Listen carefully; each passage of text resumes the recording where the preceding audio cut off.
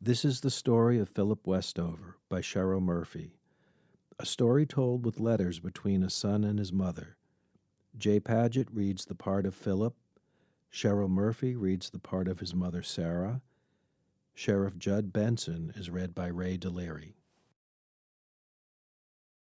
October 16th, 1856, East Haines Street, Philadelphia, Pennsylvania. Dearest one, to you who find yourself in possession of these letters, I am grateful that they've survived beyond me. It is my prayer that you are part of the Westover family tree, that you are the future, several generations, or perhaps even more, removed from myself, this time, in this place, and that these correspondences will resonate within you as part of your family history. In this box are the shattered pieces of a mother's heart, bound together and wrapped in black ribbon. I have not the will to dispose of them nor the courage to read them again. They are all that remains of my beloved youngest son, Philip. Without a consecrated grave that I might visit and tend to, I am left only with his letters. They serve as testimony to him, his hopes and dreams, and all that he was. I pray as you read them you see how brightly he shone in his short lifetime, and how unjust it was that his life and his spirit ended in ashes. Sincerely, and with God's blessings, Mrs. Sarah Shaw Westover. April 15th, 1846, East Haines Street, Philadelphia, Pennsylvania. My dearest Philip, I bring you glad tidings, for it is truly a joyous day. Your father is warm to the idea of sending funds for your passage home. Dear Uncle Barnum gave him cause to reconsider. It was his opinion that, having now acquired years of study and instruction, it is time to prove the investment in your talents in education. In that context, Father was persuaded to change his mind. I pray for Barnum, as is due him, for all the times he has interceded on my behalf and mellowed your father's heart. May he continue in robust health and cheerful spirit, as he is a light upon us all. Father has arranged to have funds in your account available by business end this week. It came to me as I set pen to paper that it has been 4 years since you left the Eastern Shores and embarked on your quest to study arts in London. How wonderful it will be to have both my sons home once more. It is as though this grand house has once again sprung to life with the anticipation of your arrival. I hope you do not mind, but I intend to host a party for all our friends and relatives to welcome you home. So many regularly ask about you that it seemed only proper we share our joy with them. I have taken much comfort in the kind words people have expressed when speaking of you. It will be a lovely affair. Marty and I have been busy planning the menu, and we've included many of your favorites. You'll also find that in your absence, many of the young girls of Philadelphia have bloomed as lovely as the roses in springtime. While Margaret readied your room, she called attention to the dated furnishings. I've decided that it is not suitable for a gentleman of your age. Aunt Constance and I shall go tomorrow to select new paper, draperies, and furnishings. I admire her taste, so I'm no longer worried that I might select something that reflects the young boy that I see when I close my eyes and think of you. You must send word when you are to arrive, so that Marty might keep the workmen on task to finish without hesitation. You would have delighted at the sight of her directing the laborers who mended the roof. With hands on her hips, she gave commands in a voice that left them scrambling for their tools. She is such a wonder. I was cautioned against hiring the Irish, but I can say I'm forever grateful that I did not heed the warning. because I would have missed such hard-working and faithful people. I will share with you my secret. I have a deep affection for Margaret, Joseph, and Marty. I think of them as family. That, my son, I ask you to keep in confidence. It would not do me well to be known as the mistress who thinks of her staff as equal. Please give our regards to the teachers and to the friends you have made abroad, as we are most grateful that you have been so warmly welcomed. Please extend a welcome for them to visit us in Philadelphia should they sail. I shall eagerly await for word. Take care of yourself, Philip. May you have a swift and safe passage home. May God bless you and keep you, Mother. May 23rd, 1846, Royal Clarence Hotel, London, England. Dearest Mother, I pray this note precedes me in arrival to Philadelphia, for it carries with it my love and grateful appreciation for your intercession with Father and all you have done for me. I am at present awaiting delivery of my ticket for the steamship, the Great Western. It is a marvelous paddle boat, and not long ago it was the largest vessel on the sea. It is reported to make the journey in just past a fortnight. From New York, I shall board the train to Penn Station and take a carriage home from there. I expect to arrive on June 10th if all proceeds well. It seems that it has been a lifetime since I set foot on American soil. Please relate to Father that I am eternally grateful for the opportunity to be a student of Sir Edward Henry Landseer. It was most generous of him to provide, and a gift afforded to very few. I shan't ever forget. In light of Sir Edwin's worsening condition, I cherish the time I spent under his tutelage even more. It is particularly grievous to me that his mind has become increasingly troubled by his bouts of melancholy and depression. For when his mind is clear and unencumbered, his work is unrivaled. I have witnessed him simultaneously paint the head of a horse with one hand and the tail with the other. Such control and mastery are singular even among great artists. It saddens all who know him that these states continue with increasing frequency and will be his undoing should his physicians not find remedy. He introduced me to Thomas Sidney Cooper and several other landscape painters of prestige in London, so that I might continue my studies, should his decline come quickly. It is with heavy heart that I say farewell to such remarkable men, especially old Landseer. They are the best of my stay here in London. London is remarkable in many ways. The landscape includes marvelous buildings made from the latest in design and innovation. Dignified ladies and gentlemen stroll along elegant promenades of London's streets in the latest and finest fashion. Queen Victoria's influence is reflected in nearly every corner of British life. One may travel from London to other bastions of wealth and comfort in the countryside without ever seeing the underside of life in the city. Sadly, ever-growing sections are teeming with the sad light of uncounted families living in squalor and poverty. Lack of proper resources, such as water, causes these places to appear first as a foul smell and second as a deplorable sight. It is piteous. Young, ill-dressed children sell flowers or matchboxes on the streets. The elderly and the crippled, unable to find work, beg for a halfpence or farthing, which is a penny or less. It grieves me every time I pass. One evening's conversation in the public house turned to the state of London's poor. I voiced outrage at these wretched conditions and was shouted down by a rousing rebuttal. I was dismissed as an ill-informed American.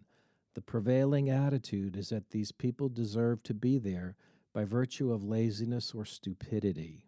My ears burned, not because I was taken to task publicly, but because this attitude seems completely without warrant or compassion. I have since refrained from voicing my opinion, but when opportunity presents itself, I make my way there with as many coins as I can manage to give.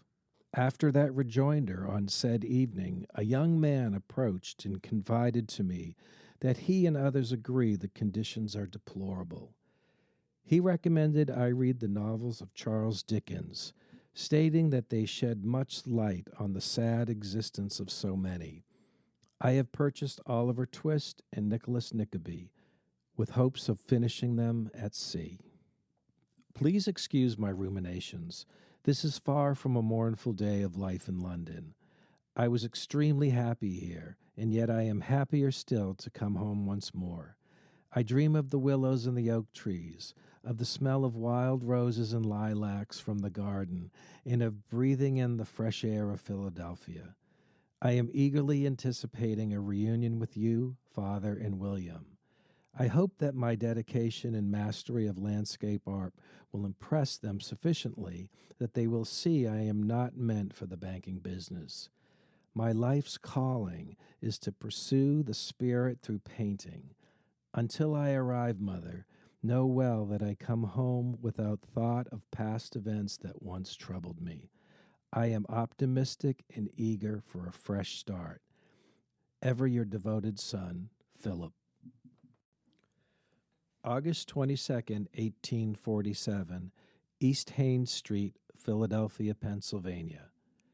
Dearest Mother, it is with great pain that I take leave of our home once more. I can no longer bear the looks and sounds of disapproval directed at me. They undermine my confidence in myself and the choices I have made. Forgive me, Mother. I do not wish to bring discord to your door. It has become a struggle to remain silent in the face of such dismissive attitudes when I have committed to a pursuit of the Spirit. I am every bit a man, and as such I am entitled to be the master of my own life. More hurtful still is the disdain Father and William hold toward you for the unfailing support you have shown me. In my departure, I hope that you are restored to a place of regard that you deserve. I have had word from my colleague, Arthur Brown, of a small, like-minded group of landscape painters who are soon embarking on a journey to capture the majesty of the untamed lands of the West. Arthur has invited me to share his lodging until the time when all arrangements are complete. Within the month, we will be able to arrange necessary transport and secure adequate supplies. Please do not worry for my safety nor my success. This journey comes at the most fortunate of times for me. I consider myself blessed for the opportunity. These lands are rumored to be magnificent, savage, and wild. I eagerly anticipate the adventure. I shall strive earnestly for success, and it is the key to mending the fences that now exist between Father and me. Should that motivation waver, I shall endure it for no other reason than to prove your faith in me is not misguided. It is your devotion, despite objection by Father, that sustains me. Ever your devoted son, Philip. September 15th, 1847, East Haines Street, Philadelphia, Pennsylvania. Dearest Philip, I pray this letter finds you well. It was bitter medicine to have you take leave of our home in discord with your father and brother. The walls fall silent and solemn without your ebullient presence to lighten our lives. I take solace in Margaret's rumination on your endeavor. Sometimes the good Lord puts boulders in our path to make us find another. I am comforted by the wisdom in such an idea.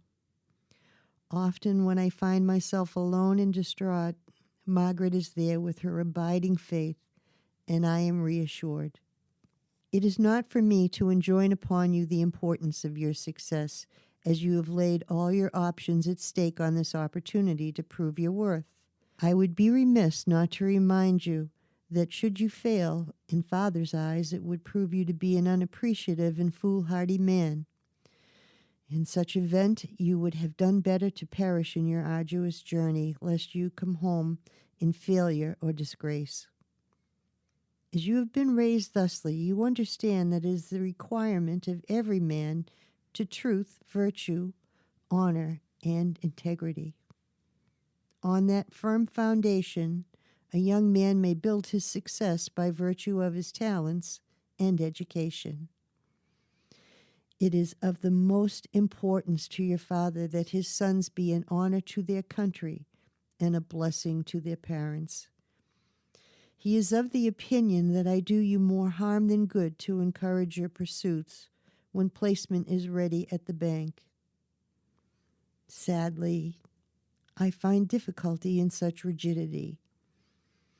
It may be, as he says, my grave mistake that I am not always the obedient wife I took oath to be, but I shall not sacrifice your dreams for my salvation.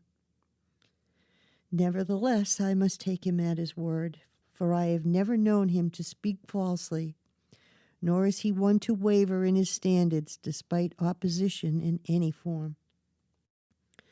It is not for favor of you over William that I come to your support.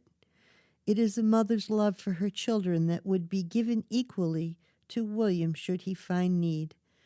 I am sure by your convictions that you are up to the task, but more important than my belief in your success, you must hold tight to your own belief with a force that does not weaken in the face of adversity. On Goodly News, your journey gave cause to Deacon Whitehall to speak this Sabbath past on the need for missionaries to bring the word of God to the naked, savage people of the West, that they might save their immortal souls. Not as was his intention, it brought me little comfort. It is quite distressing to think of you on such a journey without protection from these and other dangers. News from the lands west of the Mississippi offer nothing but bleak tales of savage uprisings by natives that lie in wait, cloaked in the cover of wilderness to attack the innocent. It sounds like a most sordid and treacherous place. I have asked Joseph to keep the periodicals from me, as they all seem to report the same distressing tales. They bring on headache, dyspepsia, loss of appetite, that require me to take to bed and drink only the tea that Maudie brews of boiled dandelion greens and honey. You must write at first opportunity. I shall await word that you are proceeding safely.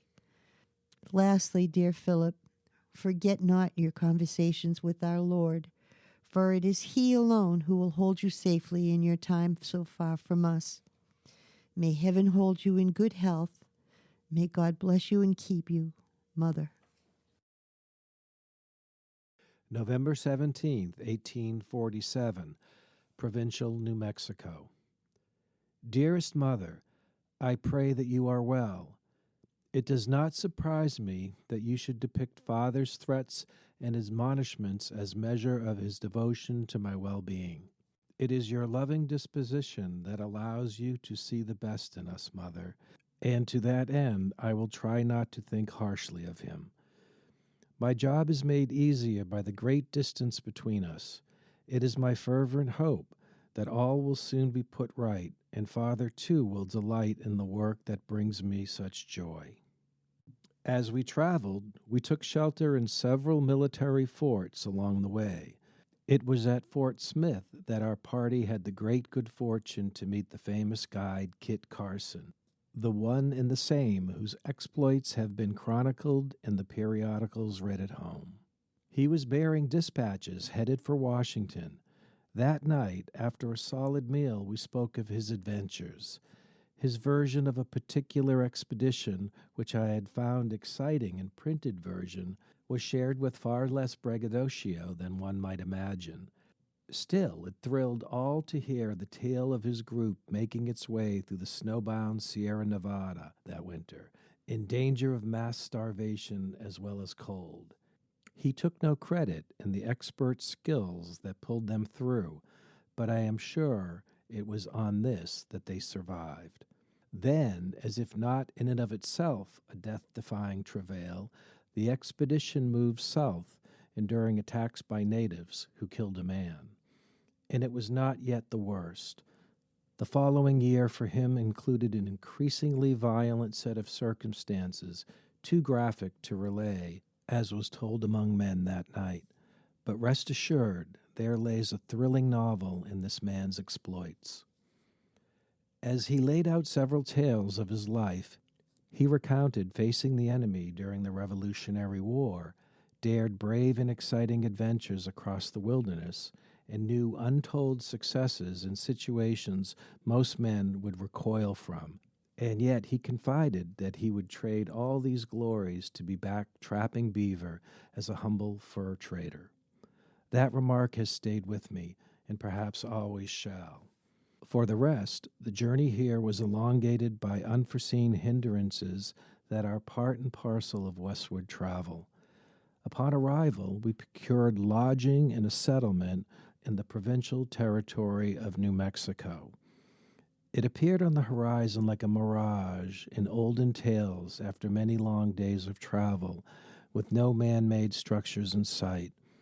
The vegetation gave way beneath our horses and mules to a dusty path made wider by frequent travel. 10 buildings of rough-hewn wood, all resembling one another in construction, lined up facing each other on two sides, 5 to each. Each two had an upper and lower floor to accommodate a business and lodgers. We have procured rooms above the general store. Though spare, they serve the purpose, for I am not here to indulge in spacious accommodations. It is but a place to lay my head at the end of the day. Our first full day here, we spoke to several men gathered at the saloon. They drew maps showing the best trails to the mountains. They circled numerous places rich with possibility for our interests. Arthur and I followed one the next morning and discovered there are endless opportunities to paint among the mountains, canyons, and plains. Sitting atop a peak with my paint and easel is akin to a spiritual moment for me. The vistas here are both majestic and humbling. The brightest sunsets one could ever conceive are matched in beauty by the brilliant red and orange hues of the mountains. I feel as though I was plucked from the clutches of discord and dropped into Eden on earth. All that has come before seems diminished.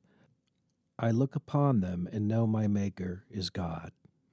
I shall not bring dishonor to us both with false assurances to the contrary. There are places along this territory quite dangerous for a white man to be. Despite the recent Guadalupe-Hidalgo treaty with Mexico, not all is resolved peacefully. We were cautioned that there is much unrest at the northern border of the territory, currently as both the Mexican and Navajo Indians were angered. It is said that the bands of Mexicans dissatisfied with the terms of the treaty roamed the border with an eye toward violence and mayhem. We had been warned through every fort we took refuge in along the way to steer clear, as it is the best policy. Thus, though reportedly beautiful, we traveled far south of the Rio de Chama. Accordingly, we have chosen to locate a good deal south of these entanglements, as we were not eager to be involved in anything but painting. I am truthful when I say we came across no situations that gave us cause for concern. This area is somewhat remote, yet not inaccessible. The township is located near the nation of Hopi Indians. They are completely unlike what we had read in Philadelphia about the nature of the Indian. They are a gentle people who seek to live in harmony with the land and all its inhabitants. Their tribal name Hopi means peaceful ones. They make their home in multi-storied buildings built from adobe, which results from baking clay and hay and bricks. They are also called pueblos. The bricks maintain their earthen color as they bake, cloaking the homes by taking on the look of the land. I have had the opportunity to interact with them on occasion. They farm and hunt for sustenance, as would any individuals away from commerce. I find them generous as well, though I notice few at this settlement interact with them. I hope you have found this to be of interest and not distressing. I am quite confident that I am safe here as I would be at home. Sleep soundly, Mother, as I will do presently. Tomorrow I gather my things to seek out location for my work. Your ever devoted son, Philip. December 12th, 1848, East Haines Street, Philadelphia, Pennsylvania. Dearest Philip, it is just today that your letter has found me. I am heartened by the news that you are well and in good company. Forgive me to make point of your descriptions of Mr. Carson.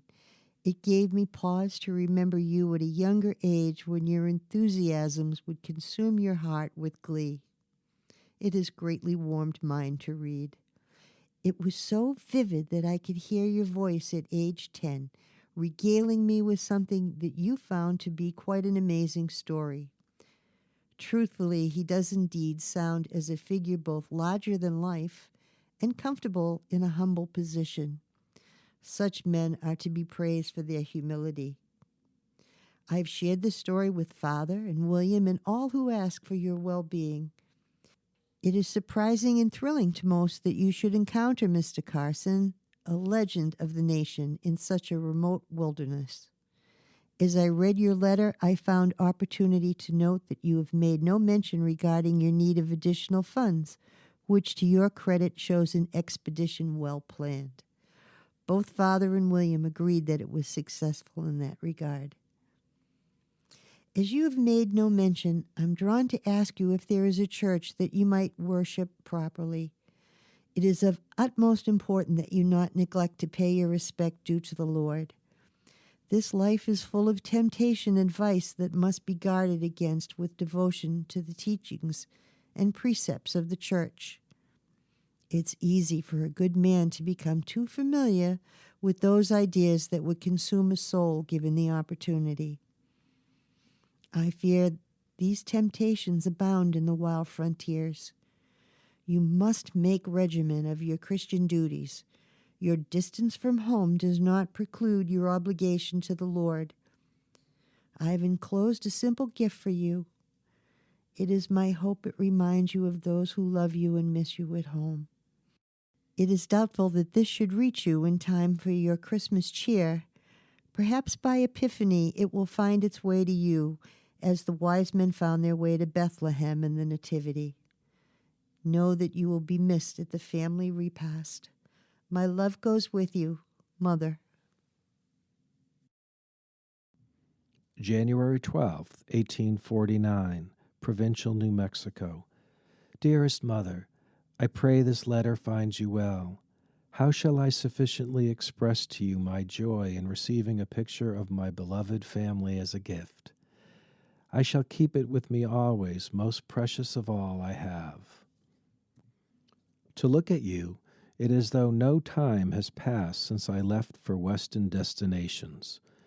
For myself, I appear to be slimmer yet. I think I am not so different in weight, but more tightly bound. I have grown fitter, for each day, to arrive at a pristine location, I must hike for miles. My pale patrician skin has also undergone change, as it has darkened despite wearing a hat each day to shade my eyes. It is of no concern of mine, but I make mention of it because just this morning, as I prepared to shave, I had first noticed that I had indeed changed. I accept this as proof that I have submitted fully to my work. My friend Robert has moved on to another location, but it was my decision to stay, as we have not yet explored enough to fully capture the majesty of this area. I shall miss his company, but there is ample work to consume my time. He is hopeful to find locations further west that require less arduous hiking to reach. I look forward to time spent arriving at a location each day as the perfect time to prepare my thoughts. It is most extraordinary to have such comfortable weather during these months, when my winters past was spent in snow and frigid temperatures. I find it quite pleasant, like the latter days of spring when the temperatures rise in preparation for summer. It is as at home, but a transient state, for the months from June to September are said to be consistently over 100 degrees. I pray I am acclimated to such heat when the time comes. For now, I relish in the opportunity to immerse myself fully in my art without distraction or worry. Looking upon my cherished gift, I remember the cheer in our home as we prepared for Christmas, the bracing, crisp winter mornings en route to Sunday service, and the tasty reward awaiting our return home. Warm pancakes with butter and maple syrup, and steeping hot tea. They come to me in form of tiny pictures of a combined tableau. Here is Father greeting our guests at the door, William and I peering out from the post in the stair railing on holiday festivities. Margaret and Joseph bearing trays of delights that Maudie has spent days preparing. And of course there is you, dear mother, resplendent in a green silk frock, in front of the blue spruce tree on which hangs imported blown glass ornaments from Germany that sparkle and shine, spread out among the apples and candy canes. How lovely you look. William and I note that you are prettier than the other ladies and so sophisticated that you had beaten the great Queen Victoria in marking Christmas with a tree. Even now I can smell the cider and cinnamon sticks and the fragrant pines of the tree. I hope that all falls well for me and next year I might come home for the holiday again. Until then, I shall remember you all warmly. Please send my best wishes to Father and William. Let them know I should welcome news from them too. Ever your devoted son, Philip. March 19th, 1849, East Haines Street, Philadelphia, Pennsylvania. Dearest Philip, I have read and reread your letter, putting it down only now to pick up a pen to write you.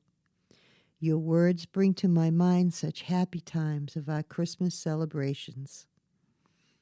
In my heart, these are the brightest days of my life, as I found myself blessed with 2 young boys, both well and happy children, who survived the sicknesses that claimed the others. It is moments spent with you and William that gave me the respite from my pain and suffering. Such time has passed that you are both now men, yet I can recall those days with clarity should it have been yesterday. They fill my heart with happy sounds and the sight of joyous faces all about. They bring love and peace to my heart. We here are all well, save for Margaret, who's developed arthritis. The fingers of her hands have become bent and largely knobbed at the joints.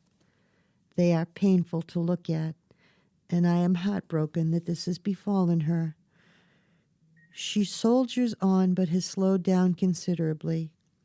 Often I see her wince with pain just to walk, yet she utters not a sound at her discomfort. It is a piteous sight. Father suggests I discharge her. He says that she would be better for being retired out of service. I could not assuage my conscience should I do that after so many years of faithful service. It would be a financial burden to her and Joseph now that she is in need of medical treatment. Maudie has taken to completing her strenuous chores once Father has left the house.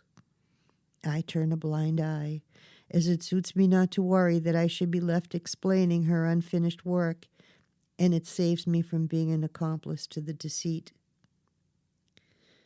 William has ascended to a new position at the bank.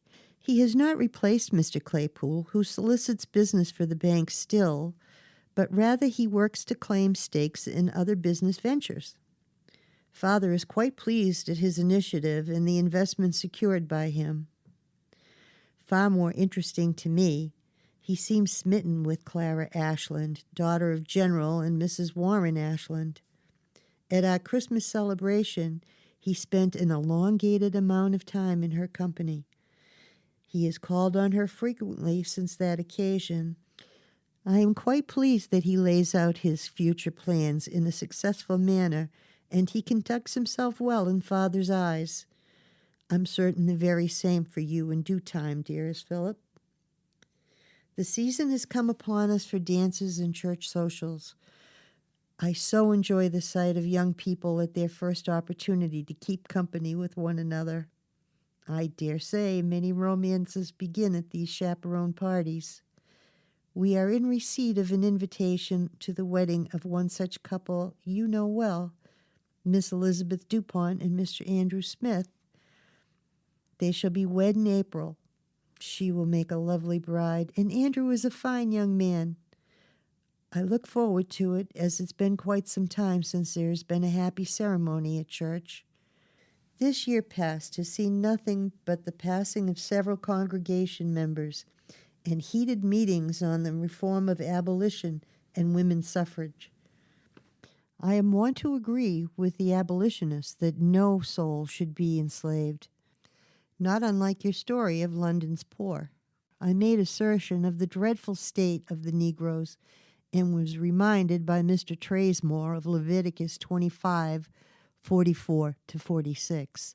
Both thy bondmen and thy bondmaids, which thou shalt have, shall be of the heathen that are around about you. Of them shall ye buy bondmen and bondmaids. Moreover, of the children of the strangers that do sojourn among you, of them shall ye buy, of their families that are with you, which they begat in your land, and they shall be your possession. And ye shall take them as an inheritance for your children after you, to inherit them for a possession.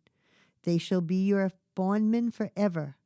But over your brethren of the children of Israel ye shall not rule one another with rigor. Had not Father cast a warning glance my way to abstain from giving a reply, I should have reminded Mr. Trazemore that Leviticus also says, after that he is sold, he may be redeemed again. One of his brethren may redeem him. I fear this will be a topic that continues to inflame as each side grows louder and more firm in their stance. Father says slavery is crucial to the business of the South, and there are many who are in agreement with him. Mr. Trazemore went on to say it is untrue that Negroes are mistreated. They are given food, clothing, homes, and some even receive land of their own in exchange for their labors. I have no cause to question the motivations of Mr. Trazemore and others that support keeping things the same. Change often comes at us like stinging nettles. The anticipation of its touch keeps us from seeing its benefits. I find that I am more moved by the orations of the young congregational minister in Massachusetts, Henry Ward Beecher. He is all the talk in the ladies' meetings after church. He preaches that our God is a God of love. It is a new concept, quite the opposite of the Calvinistic teachings we are used to. It gives me more hope to believe that God has love for us all, and not just those he has elected and called to come in faith. As for President Polk, he has made himself clear that slavery is an injustice, yet I do believe it will not be decided in short measure. It seems to be the president's determination to expand the boundaries of our country westward. In Philadelphia, that is the topic on the lips of everyone.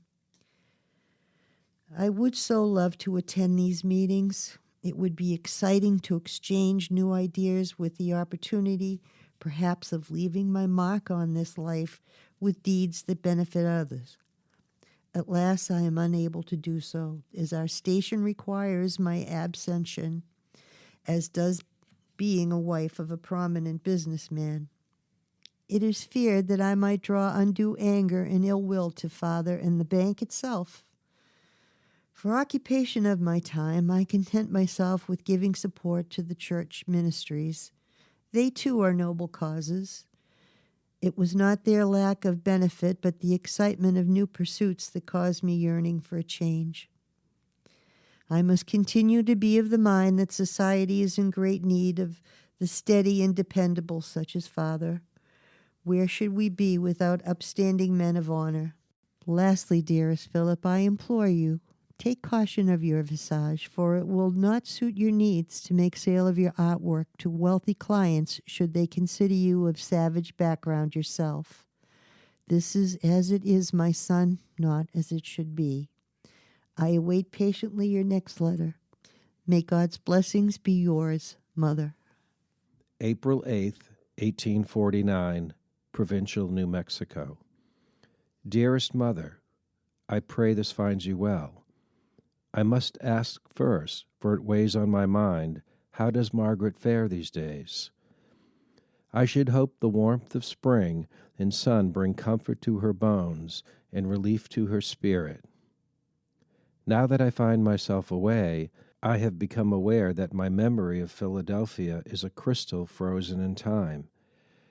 It is difficult to reconcile the etchings of age on those so dear to me, yet I know it to be true. How are Father and William? I have not as of yet heard from either of them, as I had hoped.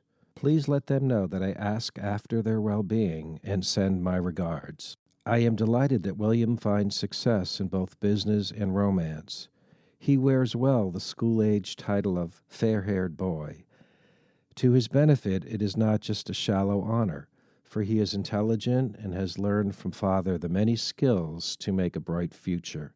As for his interest in the lovely Miss Ashland, I wish him well. She is a charming young lady. It is with mixed emotions that I ask you to send my best wishes to Elizabeth Dupont.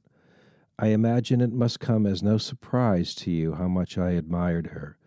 I had secretly hoped that I would have established myself as a solid success so I could make my feelings for her known. I would never ask that she entertain my intentions without the assurance that she would want for nothing. I am resigned to accept that Providence has chosen a different path for us. I will long recall her auburn hair, her green eyes, and the shy, gentle smile that would begin lightly across her face, just visible as she casts her head down in modesty. The news that she will wed Andrew Smith gives me some measure of comfort. He is a solid fellow, with good prospects for the future. I'm sure they will enjoy a long, successful union. It is most likely that I shall spend my years as a bachelor, given my hours spent in the wilderness. I shan't dwell on any outcome, for that is unknown to me. I have very exciting news to share. I have found myself here at the most opportune of times. There is a thirst in the East, not just for paintings of the West, but for newspaper pictorials as well. A fortnight ago, I was visited by Mr. Charles Bingham, representative of the Boston Evening Transcript. He has come west in search of artists. He was carrying several pre-written contracts for artists interested in publication with the Transcript papers. I listened with interest, but also concerned as to whether or not this would steal valuable time from my paintings. The terms of the arrangement require that I provide one black and white rendering weekly and one color treatment monthly. I had great hesitation until it was suggested that I might use existing paintings as inspiration for the sketches. This would greatly reduce the amount of time necessary to complete them. On that, I accepted the offer. Consider me not crude should I tell you the remuneration was far more than I expected. I'll tell you this, not to be boastful, but to assure you that I am profiting as I promised when I left Philadelphia. It would be most dismal to me should all the discord created in my exit be in vain. I have purchased a piece of property on which to build. It will allow me to feel more settled once I have my own space and am not subject to the sometimes rowdy nature of the center of town. I have not as of yet hired a builder. I am hoping for an overcast day on which to sit and organize my thoughts on what I envision for a suitable and affordable homestead. My days are filled with work. leaving me time for little else but dinner and sleep. I leave you for now. It is later than my usual time for bed, but I could not let another day pass without returning a letter to you. Be well, Mother. Your devoted son, Philip. June 2nd, 1849, East Haines Street, Philadelphia, Pennsylvania. Dearest Philip, how joyous I find your news. I read it promptly at the supper table for Father and William, who are, dare I say, happy good fortune has found you.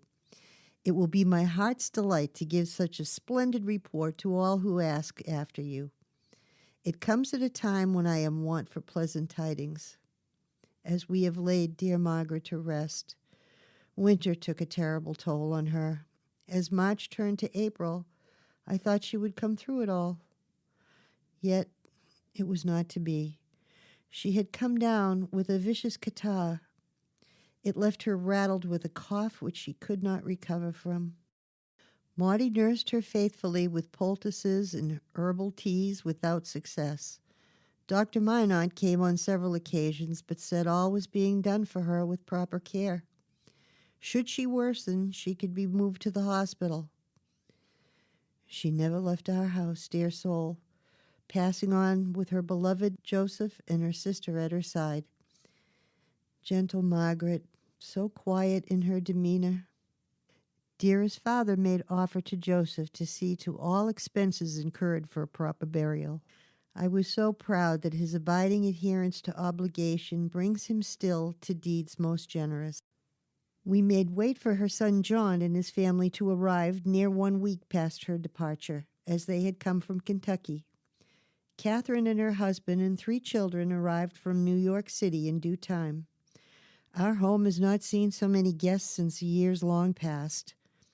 'Tis a pity it was not possible that young Joseph returned from Ireland near the time of the services.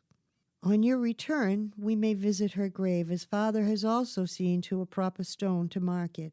She spent considerable years caring for you and William, as I was so many times in mourning over children lost.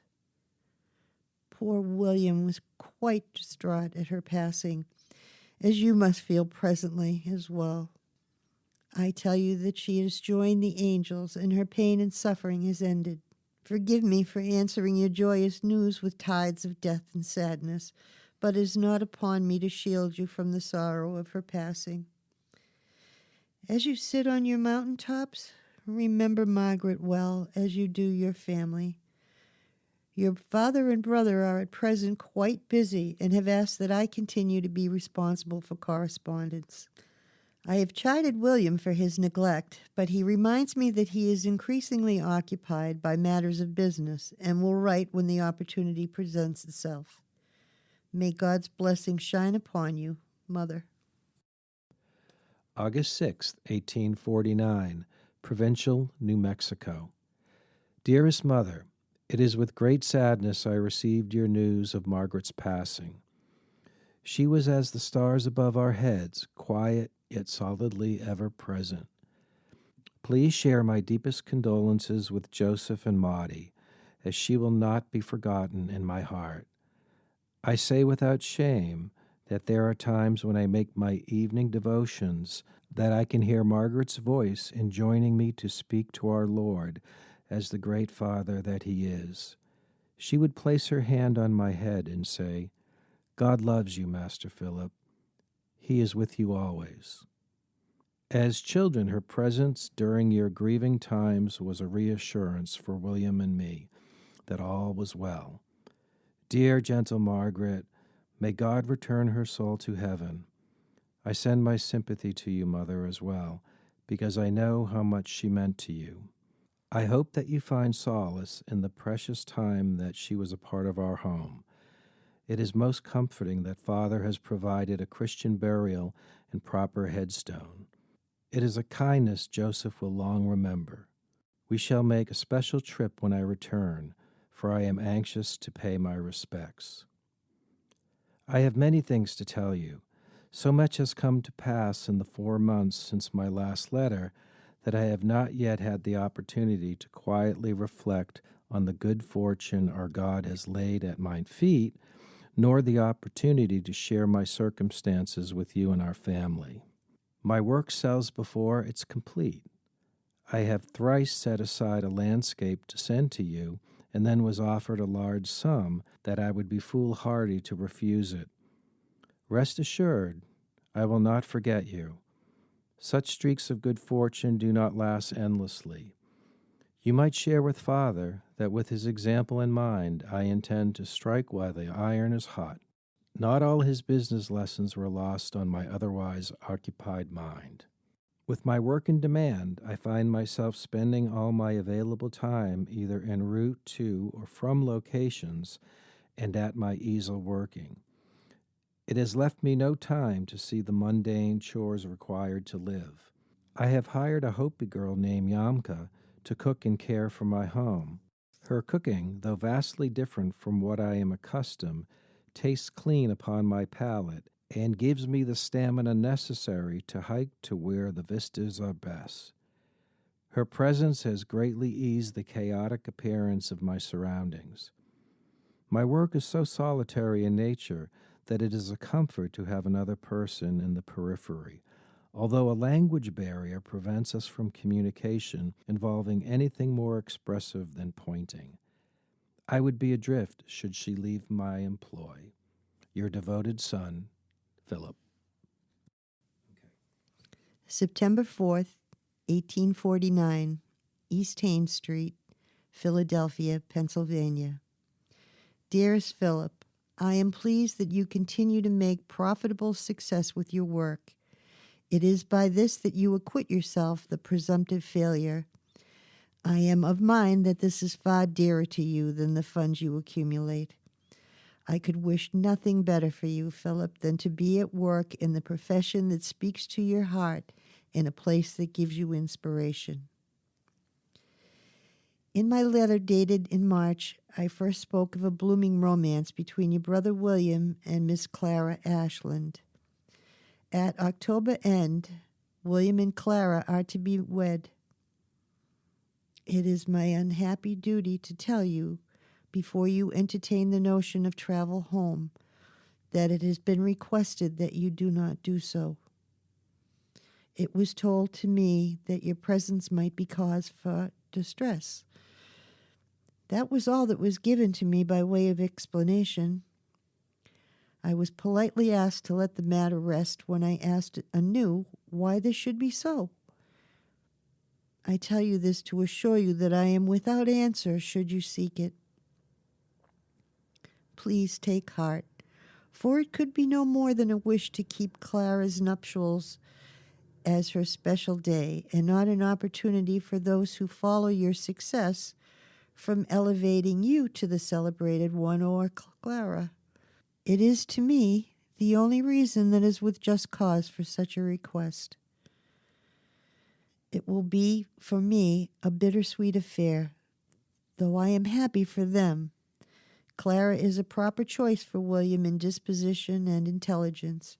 She enters the union with a sizable dowry, which has been the whispered conversations of social gatherings. Mrs. Ashland has employed a business from New York to assist with the preparations for what promises to be the largest wedding held in our circles. I am excited for the event, yet the specter of your absence comes over me and casts a shadow on my joy. It is now that I miss dear Margaret. I have always known my children would leave our house, as this is how it should be. I did not prepare myself for the loss of someone to confide in. I am grateful that you've engaged a servant. A creative mind needs nourishment and the comfort provided by an orderly household.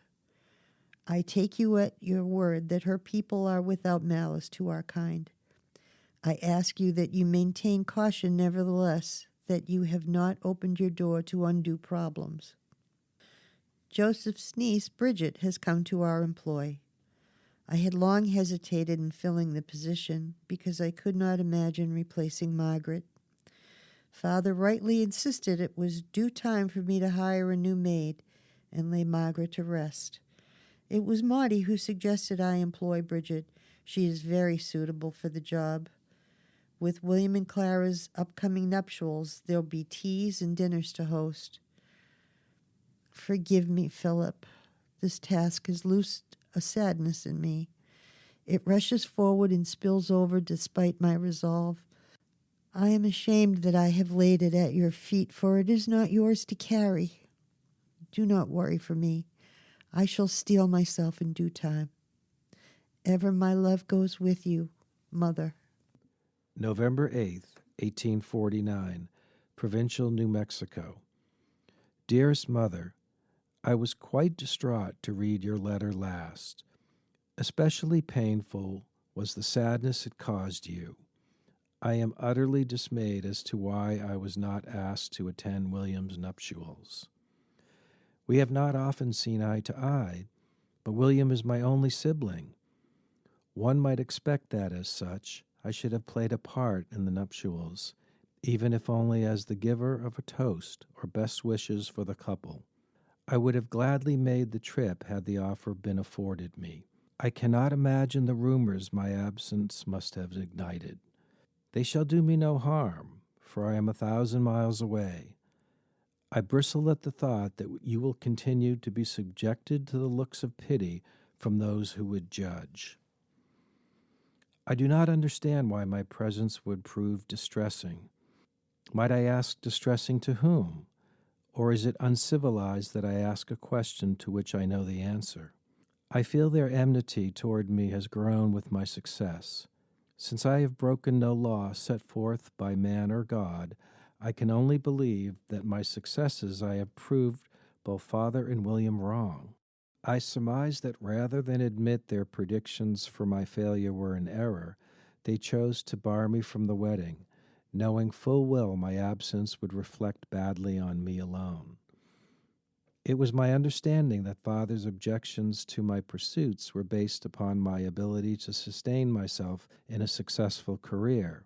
It causes me to wonder if there was ever any affection for me in their hearts. Forgive my anger, Mother. I am outraged further that no consideration was afforded you in their attempt to discredit me. Had one moment's thought been given that you would be affected by their actions? I am broken-hearted at the thought that you were on display and expected to smile at those who would speak in low tones of things imagined for lack of just cause. I know you do not believe them guilty of such motivations. It is impossible for me to see it any other way. I do not see how I might bridge this divide, as it has wounded me so deeply. I want nothing more to do with either of them. I have made arrangements for a wire transfer of the funds Father provided for my education. With this repayment, I consider myself free of debt to him. I hope you know this does not include my affection for you, Mother. My relationship with Father, now in ruination, leaves me no reason to hide from you that I have come to have a deep abiding affection for Yamka. I pray you can accept my feelings for her. She carries with her my grateful heart. I dread the thought of a future without her. I understand that in our circles much consideration is made of pedigree.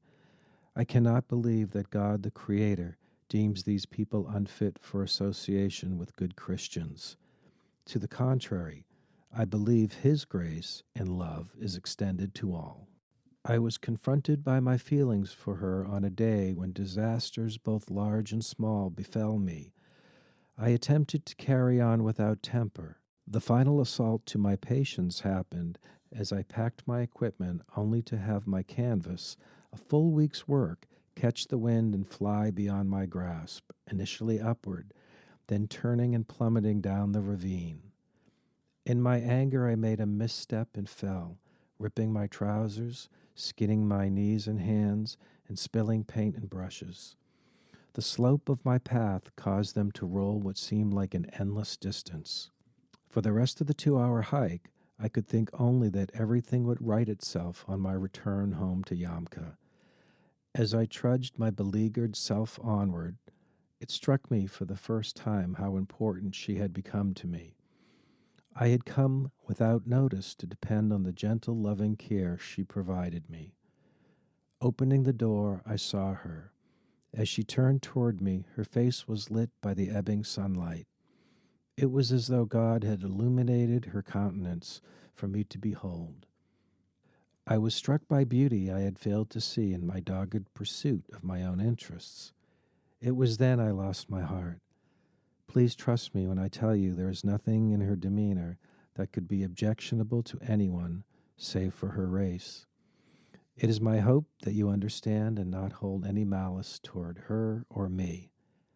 Ever your devoted son, Philip.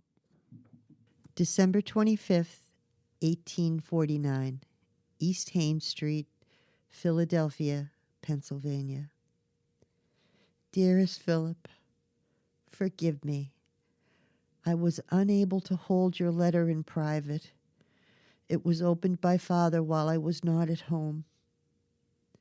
And thus I have been told that there is to be no more correspondence between you and anyone in this household, as you have slipped into sinful conduct that cannot be condoned. In secret, I am sending you what I fear should be my last letter. I have been bound like a masthead on a sailing ship without choice. I beg you forgive me, as I am unable to forgive myself. He made claim that my pension for disobeying rules he has rightly constructed for our home is what has led us to this unhappy state. If it is true that it is God and not he who has ordained this punishment for wanton disobedience, I pray that not only God, but you, Philip, can forgive me, for I have caused pain to you as a result. It is in my heart to tell you that I am happy you have found someone to share your life with. I am not sure if this is how Providence intended, but it would be painful to think of you forever alone. Whether I am in approval of your affection for Yamka or not is of no matter now. I must trust that you will continue to chart your own course with wisdom and faith. It pains me that I cannot leave you with the comfort of my well-being. It is doubled by occurring now, in the season that calls for us to come together in love and rejoice in our blessings. I shall ever mourn this day that I was forced to say goodbye to you. Pangs stab at my heart and my eyes burn with tears when I think of how far we are separated from each other, that I shall never embrace you again. I shall cling to the remembrances of joy that you have brought to me. In my eyes, you are guilty of nothing more than wanting your life to be your own, and I see no shame in this. Please carry that knowledge with you, Philip. For your own sake, I beg you not to let hurtful emotions turn you to react in ways contrary to your nature. Consider my last words to you, my loving son. Okay. Continue to conduct your life that you be an honor unto God. You are ever in my heart, Mother. December 31st, 1853, Provincial, New Mexico. Dearest Mother, I pray this letter finds you well. As I sit to take pen to paper, it occurs to me that it has been years, not months, since I have written. Know that in my sojourns to the mountains I speak to you there. It has been my comfort that somehow you could sense my presence and feel the love sent to you across the open skies. I am writing to you despite Father's orders, for I feel like I have nowhere else to turn. You are the only one, save Yamka, to whom I can confide. I pray that this letter finds its way to you without interception, in part due to my shame of the reversal of my fortunes, and in part for causing problems at home that you were left to bear alone. It pains me to tell you how things have turned for the worse in the 4 years that have now passed. After receiving Father's dictum, I wasted no time in letting Yamka know my feelings for her. To my delight, she had fallen in love with me as well. I did not wish to besmirch her reputation by merely keeping her without benefit of nuptials. I want to take her as my wife legally, and in the eyes of God, for whom I cannot fathom my life without her. What should have been a joyous event turned sour at the outset. My attempt to wed her legally was dashed when no one sanctioned minister nor justice of the peace would provide us service. I could not abide the injustice of others not merely deciding who I could love, but withholding legal recourse for us to do so. It left us no other choice but to be wed in a tribal ceremony. After news of our nuptials was made known, I was roundly ostracized by my patrons. Not one could give me just cause. I was soon followed by cancellation of my newspaper contract. I am in no longer need of your services, became as common to my ears as the recitation of the Lord's Prayer. I made attempts at reconciliation with my clients, but all were in vain. No amount of discounted fees or added paintings at a low cost were able to turn the tide. As I continued to return to clients who had once been listed on wait list for my work, I was labeled a nuisance and visited by the sheriff to desist in my contact with those I thought were friends. My work sat leaned against the walls of our home, save for the occasional patronage of the saloon and the local madam. That, too, found its way back to further the distance between myself and those who would pay a fair amount for my paintings. In my struggle to provide for my family, I was labeled unjustly for these associations and deemed unworthy of any consideration. The final humiliation was that I could not even secure employment as a banker. How painfully ironic that I should be rejected in the profession I was born to. I have taken to farming what meager crops I can grow in such arid lands. It provides barely enough to feed us. It leaves my mouth bitter that I am persecuted for falling in love and raising a family. How cruel this life is to rob me in my flesh and blood of everything God has given me. Yamka implores me to leave this place and join her tribe. She says her people will welcome us. I cannot leave, my tail between my legs, no longer a man but dependent on the Hopi tribe. In the event that things worsen, I will send her and our son and daughter to their shelter of her people, for the children should not be made to suffer for their father's inability to provide for them. It was but a score ago that William and I joined you round the piano to sing Rock of Ages. Father, with his pipe in his chair, kept time with the tap of his foot. We looked a lovely tableau of family happiness and success, only to be crushed lifeless, like the violet from an unapologetic boot heel. I seek not pity, nor will I accept a penny from Father should the offer be made. My only wish was to seek out the comfort I have known in correspondence with you, who has loved me without question or condition all of my days. Know that I am accustomed to rising above the condemnation of others, for that has been my lot. I will fight with my last breath to right this frightful wrong delivered unto us. I will write again when things for us are better. Ever your devoted son, Philip. September 10, 1854, Flagstaff, New Mexico. Dear Mr. and Mrs. Franklin P. Westover, I regret to inform you of the passing of your son, Philip Stanley Westover. He died from a gunshot wound inflicted in a dispute over money he claimed was owed him by one Jacob Holmes. It is my duty to inform you that the indiscreet relations Mr. Westover maintained with a Hopi woman known as Yamka produced 2 bastard children. All 3 were sent back to their tribe, as it is not fit for a good Christian family to take in half-breeds or their concubine mother. She has taken the body with her, as there was no one else to claim it. I have enclosed letters found in your son's belongings, which is how I came to have your address.